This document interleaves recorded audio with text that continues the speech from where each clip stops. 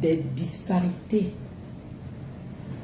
que le peuple gabonais subit, et particulièrement les travailleurs du secteur pétrolier et activités connexes. Depuis tant d'années, on décrit la précarité de l'emploi. Cette précarité amène les situations que nous connaissons aujourd'hui avec les décès des nôtres sous l'œil indifférent de notre gouvernement. C'est de ça dont il est question, malheureusement. Ils sont au dialogue social, mais il y a la vie qui continue. Pourquoi ce silence? Pourquoi cette ignorance qui est très mal appréciée? Et j'ai tenu à m'exprimer en tant que Gabonaise et en tant que travailleur de ce secteur pétrolier.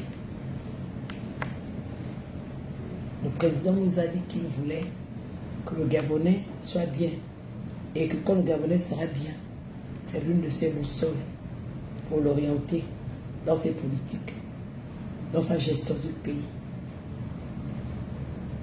Mais nous, on attend qu'il délivre ça. On attend qu'il délivre ça.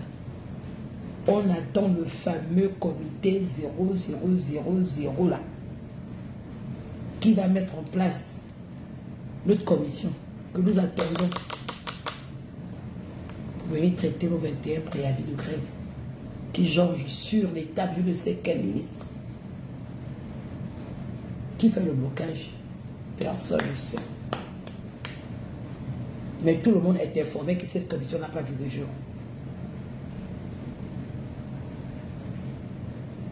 L'ONEP continue son combat. On ne peut pas l'arrêter. On a 5 gaillards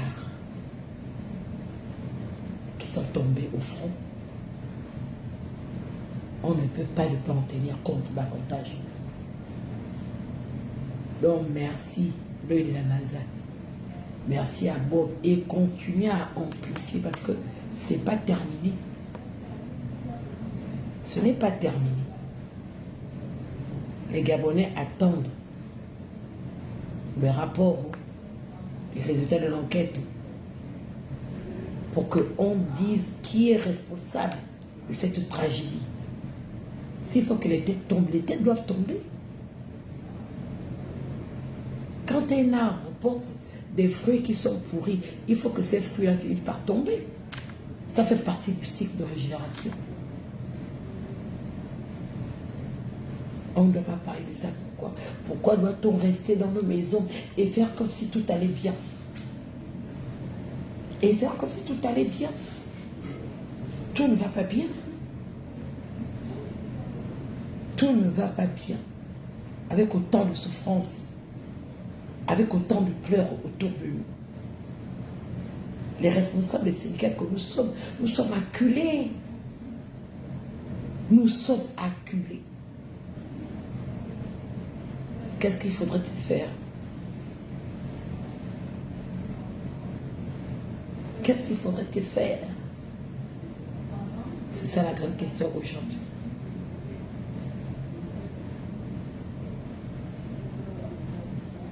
Que le Dieu du Gabon nous accompagne. Le Dieu du Gabon qui a amené cette délivrance le 30 août là, 2023. Puisse-t-il encore continuer à haranguer les cœurs et les foules pour que le changement que nous voulons voir dans notre pays arrive enfin chez nous. On est fatigué des combines qui ont toujours mis à l'écart les plus faibles de la société. Les plus forts ont toujours raison. Les plus forts, ce sont eux qu'on félicite.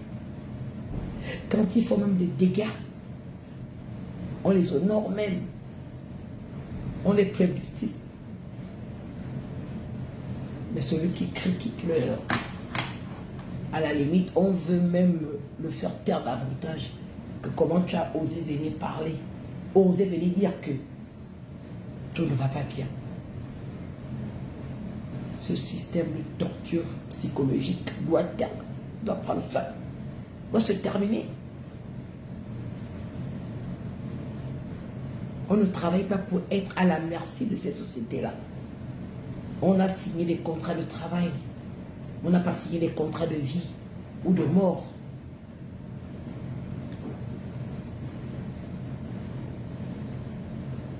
En tout cas, je sais que peut-être que d'ici là, peut-être qu'on va me convoquer quelque part qui vient en interrogatoire. Mais je n'aurais pas peur. On nous a demandé de dénoncer.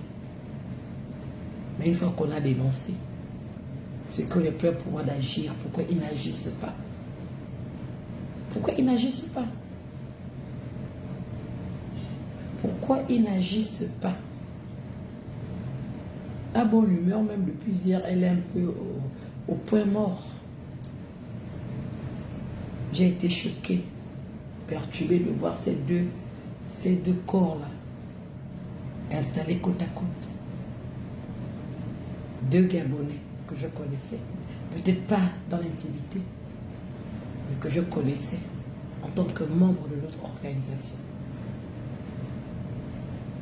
On doit avoir une mémoire pour eux. On doit avoir une mémoire pour eux. On ne peut pas faire comme si c'était un non-événement. Ça doit tomber dans les travers du quotidien. Non. Il faut que ça se parle. Il faut que ça se parle dans les hauts lieux. Parce que ce n'est pas le dernier accident. Demain, à qui le tour? Demain, à qui le tour? Avec tous ces travailleurs précaires qui sont sur ces installations de Pérenco. Demain, à qui le tour? On est au dialogue national inclusif. Je crois que c'est aussi une plateforme pour débattre de ces souffrances sociales-là, qui sont les nôtres. En tout cas, nous espérons que ceux qui nous représentent là-bas dans ce dialogue social tiendront compte de tous ces éléments-là, nouveaux. Il faut que ça cesse. Il faut que la souffrance du Gabonais cesse dans le secteur pétrolier, activité connexe.